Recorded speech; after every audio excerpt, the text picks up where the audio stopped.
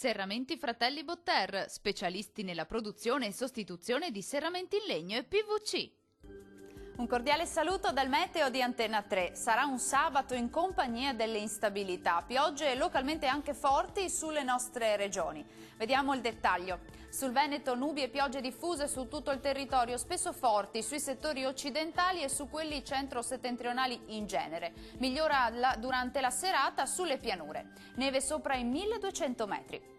Diamo uno sguardo anche alle temperature, le massime sono previste intorno ai 9-13 gradi, valori notturni tra 7 e 9 gradi circa.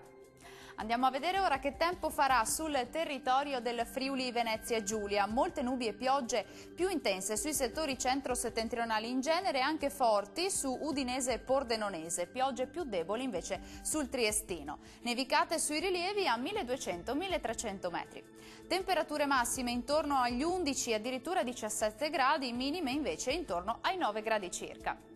Concludiamo con uno sguardo alla situazione del Trentino Alto Adige, diffusa nuvolosità con piogge frequenti e locali nevicate intorno ai 1200-1300 metri. Temperature massime attese sugli 8 gradi, valori notturni intorno invece ai 7 gradi. Il mare sarà molto mosso, localmente mosso, nella laguna di Venezia i venti moderati da sud-est sulle zone costiere e forti al largo. Dal meteo per oggi è tutto, arrivederci!